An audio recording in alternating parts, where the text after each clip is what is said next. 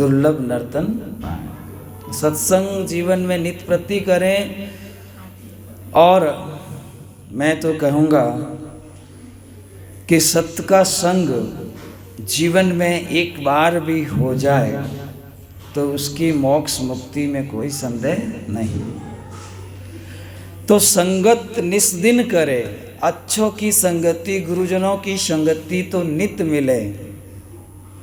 कहते साध संगत ब्रह्मादिक चावे, सुर नर मुनि और ज्ञानी। जो सुख पायो साधु सत्संग में, वो सुख नहीं रजदानी। जो साधु सत्संग में सुख है वो टीवी के आगे मुंह डालकर नहीं मिलता। घरों में टीवी लगी हुई है, बड़े बड़े मोबाइल 5,000 से लगाकर 1.25 लाख रुपए तक के, और उनमें देखते रहो, उनमें झांकते रहो, कहाँ सुख मिलेगा। तो जो सुख साधु की संगति में है वो सुख अन्यत्र नहीं है और कहीं नहीं है। राजपाट सुख साये भी सुंदर सुत नारी। राज मिले, पाट मिले, सुख मिले, सुंदर बाल बच्चे स्त्री मिले, और सभी सुख भोग विलास इस जीव को मिल भी जाए तो कबीर साहब कहते हैं, धर्मदास जी साहिब कहते हैं, इतना सुख मांगो नहीं गुरुजी आस तुम्हारी। आपकी आशा है मुझे, और दूसरी चीज़ें मिले न मिले, मुझे तो आपकी आस है। क्योंकि दूसरे सुख पहले जन्मों में मिले थे पर वो बिछड़ गए। कोई शाश्वत है नहीं, कोई सदा रहने वाला है नहीं। इसलिए व्यक्ति के पास सब धन संपदा होता है तो सब उसे प्रेम प्रीति करते हैं, सब मिलने जाते हैं, फ़ोन पर पूछते हैं आप कैसे हो, आपका परिवार कैसा है, मैं आपके क्या दवाई करूं, क्या दारू लाऊं, क्या मैं आपकी सहायता करूं, मैं क्या करूं। और फ़ोन एक फॉर्मेलिटी होता है, फॉर्मेलिटी होता है, बस एक कहने के लिए होता है कि मैं आपकी क्या सहायता करूं, परंतु सहायता करने वाले ही जानते हैं कि कितना त्याग करना पड़ता है। तो ये सारी चीज़ें, जितना दिखावा है, जितनी फॉर्मेलिटी है, ये सब अभी बहुत ज़्यादा उबर करके आ रहा है। तो इसलिए विशेष सावधान होने की ज़रूरत है। और मनुष्यों को स्वार्थ बहुत हो गया है, इसलिए वे किसी से भी लड़ सकते हैं, किसी से भी झगड़ सकते हैं, और किसी को भी जो है पीछे रखने की भावना से, घृणा की भावना से उसे वचन से कुछ भी बोल सकते हैं और उसे एक दरकिनार कर सकते हैं। भले ही वो कितना ही अपना रिश्ता का क्यों न हो, कितना भी कुछ भी क्यों ना हो, सिर्फ व्यक्ति अपना पैसा देखता है, मान देखता है, और केवल धन का प्रेमी हो गया है, धर्म से वास्ता नहीं रहता है। तो ये जो धारा चल रही है, नशे की पते की लत चल रही है, जो ये धारा समाज में घुस रही है, ये आने वाले समय में बड़ा विस्फोट करेगी।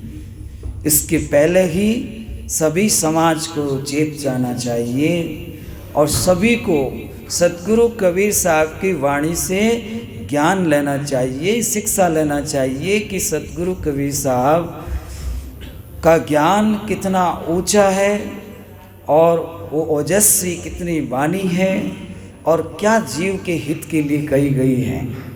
तो जीव मत मारो बापड़ा, सबका एक ही प्राण, हत्या कबू न छूट सी, कोटि पढ़ो पुराण। पुराण जो भी ग्रंथ पढ़ो, परंतु भैया जैसा करोगे वैसा फल पाओगे। जिसको दुख दोगे तो दुख मिलेगा, किसी को सुख पहुंचाओगे तो सुख मिलेगा। इसको तो सुनते हुए हर सत्संग में सुनते ही जाते हैं, परंतु सतगुरु एक विशेष बात कहते हैं कि अगर आपको मोक्ष चाहिए, जन्म मरना मिटना चाहिए, तो ज्ञान लेकर के अपनी वासनाओं को जलाओ, अपनी कामनाओं को जलाओ, और चाहे नर शरीर में हो चाहे नारी शरीर में हो, अपने धर्म की पालना करो। जब धर्म की पालना करोगे तो इस काल से तुम्हें छुटकारा मिलेगा।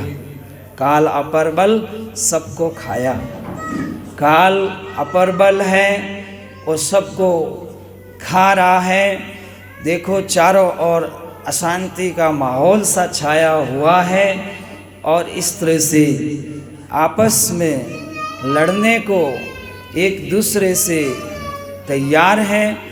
तो इस जीव को शांति चाहिए, इस जीव को सुख चाहिए, आनंद चाहिए। तो ये सत्संग की यात्रा है, गुरु की यात्रा है, ज्ञान की यात्रा है। भजन में आया, भजन में होत आनंद आनंद, बरसत सबद अमी के बादल, बींजत है कोई सन, अग्रवास जातत की नदियाँ मानो धारागम, कर स्नान मगन हुई बैठे, चढ़े सवाया रंग, भजन में होत आनंद आनंद। बोलो सद्गुरु कबीर साहिब। ये भजन आपने श्रवण किया, भजन में होत आनंद आनंद। ये भजन की लाइन को, इस भजन की दिशा को समझना है, इनके मतलब को समझना है। साहिब कहते हैं ये आनंद आपके अंदर ही है। और सद्गुरु कहते श्वास श्वास में नाम ले, और वृथा श्वास मत खोई, ना जानू इन श्वास को आवण होयन होई। कबीर साहब कहते श्वास श्वास में सद्गुरु का नाम लो, और फिर पता नहीं ये श्वास आया कि नहीं आया, इस तन का क्या भरोसा है।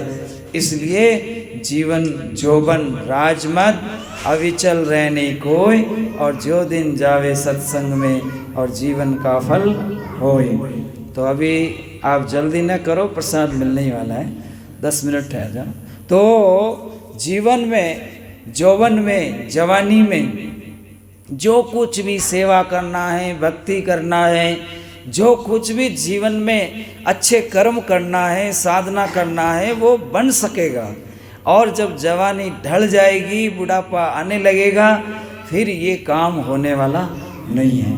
आप याद रखो कि सब काम करने के लिए पर्याप्त समय रहता है, और केवल दान पुण्य करने के लिए, भजन करने के लिए, गुरु के पास पहुंचने के लिए हमेशा समय घट जाता है। हमेशा समय क्यों घट जाता है? क्यों? क्योंकि ये काल पुरुष का राज है, काल पुरुष का भवसागर देश है, और काल ही इन जीवों को जैसा चाहे वैसा कराता है।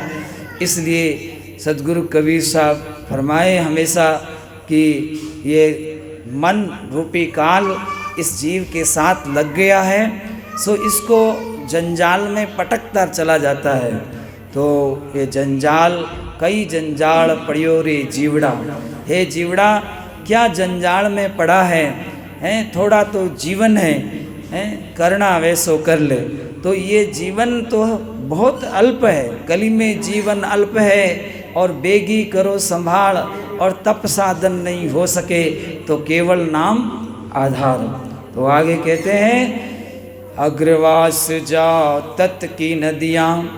यहाँ ज्ञान में आपको गुणों की सुगंध मिलेगी, यहाँ पर आपको तौर तरीका मिलेगा, रहने का ढंग, ज्ञान उपदेश मिलेगा।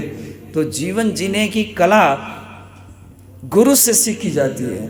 तो यहाँ जीवन जीने की कला, कितना भी दुख आए तो प्रसन्न रहने की कला, कितने भी आपत्ति आ जाएं तो पहाड़ की तरह अपने धर्म में आरूढ़ रहने की कला आपको सत्संग से मिलेगी। और सत्संग को आपको मन लगा के सुनना चाहिए, क्योंकि कलयुग में परमात्मा के नाम का सत्संग कीर्तन से बड़ा यज्ञ कोई संसार में नहीं है।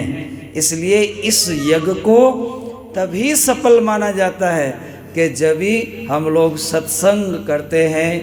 करो सत्संग गुरुदेव की शरण गए, जासु के दर्श से ब्रह्म भागे।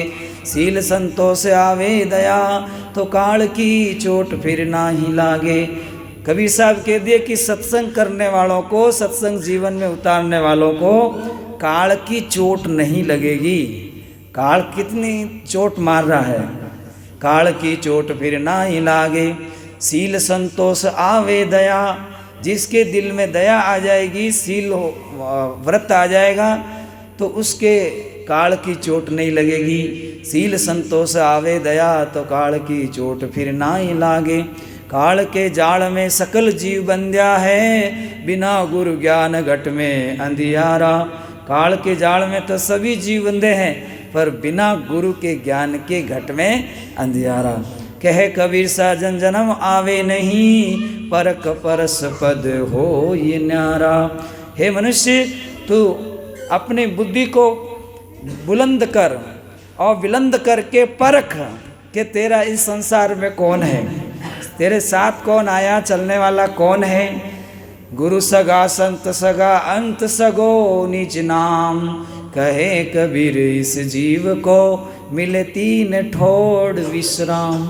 गुरु की शरण में विश्राम, संतों के सानिध्य में शांति, और नाम के अंदर जीव का कल्याण है। और तो इस जीव का सगा तो बहुत है भाई, पर वो शरीर तक है। जब तक शरीर है, जब तक सगा है, जब तक धन संपत्ति है, जब तक सगा है। इस जीव का सच्चा सगा नाम है, संत है, गुरु है। तो हमेशा याद रखना, आज पूर्णिमा है और इस पूर्णिमा को ये संदेश जो है आपको श्रवण करना है और आगे भी सुनाना है। और संदेश है कि सत्य को जानो और असत्य का त्याग करो, गुरु पूजा करो, गुरु का ध्यान करो और भजन करो। जीवन अल्प है, थोड़ा है, और थोड़े ही जीवन के अंदर हमें वह भजन सीख जाना है कि जिसे जीव जन्म मरण से छूट जाए। तो कबीर साहब फरमाते हैं, भजन में होत आनंद आनंद, श्वासा सार रचियो मेरे साहेब, जहाँ नहीं माया मोहंग। और कहत कबीर सुनो भाई साधो, अरे जप हो सोहंग सोहंग। भजन में होत आनंद आनंद, सोहंग ऊपर और है, सत सुकृत एक नाम, और सब हंसों का विश्राम। तो इस तरह से जहाँ से नी अक्षर से हंस आया है, वो नी अक्षर की भक्ति धर्मीदास जी को बताने के लिए साहिब ने ऐसा आनंद आरती का आयोजन करके और अपने हंसों को संसार से ध्यान हटा के गुरु में लाने का विधान किया। कई लोग पूछते हैं कि ये चौका आरती क्या है। ये चौका आरती सब संसार से ध्यान हटाकर गुरु में स्थित करने का एक तरीका है।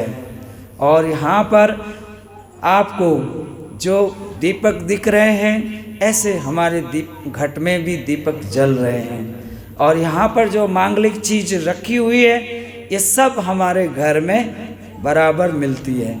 और इनके गुण तत्व को जानना तो बीमारियाँ नहीं होती। और इस तरह से ये सात्विक पूजा से हमारा जो सत्य देव है, जो सत्य पुरुष है, वो प्रसन्न होता है और घर में रिद्धि सिद्धि का भंडार होता है। तो आप ऐसा हमारे पीछे का बैकग्राउंड देखिए, जहाँ जहाँ पे आश्रमों में, घरों में जो सतगुरु की पूजा शुरू हुई, तो आप देखिए 20 साल का इतिहास, जहाँ जहाँ सत्संग हुई, जहाँ जहाँ ज्ञान धारण किया, भाव से भक्ति धारण की, जहाँ जहाँ गुरु पूजा हुई, वहाँ पर व्यक्ति को प्रगति मिले, व्यक्ति को दिशा मिली, व्यक्ति को ज्ञान मिला। तो ये एक एक्स्ट्रा एनर्जी है, जो सतगुरु कबीर साहब अपने कड़िहार के द्वारा हंसों को देते हैं, जिसे कि मन आराम से भजन में लगे, भक्ति में लगे। और ये एक सतलोक की पूजा मानी जाती है। ये सात्विक पूजा है, इसमें चित्त एकाग्र होता है, मन एकाग्र होता है। और जो नारियल भेंट किया जाता है कि संकल्प के साथ, तो उस भक्त को विशेष फायदा भी होता है। तो सज्जनों, हर तरह से उन्नति के लिए ऐसा सद्गुरु का विधान है जो हमने यहाँ पे आपको बताया और कई जगह पे भी बताया। अब कुछ लोग अलग अलग दिमाग के होते हैं। कबीर साहब कहते हैं कि सबका मत एक होना बहुत ही मुश्किल है। इसलिए साहब कहते हैं समुद्र को मीठा करने मत जाओ, और अपने जितना पानी को मीठा करना चाहते हो वो पानी को मीठा करो, या पास में ही कुआं खोद करके अच्छा पानी पिया करो। तो इसलिए ये जो सतगुरु की पद्धति है, सतगुरु का मार्ग है, रीत है, उसे हमें पार होना है और हमें इसमें पूरे मन से आस्था रखना है। और इसी आस्था के साथ हमें अपनी गुरु भक्ति करके पार हो जाना है। बोलो सतगुरु कबीर साहब।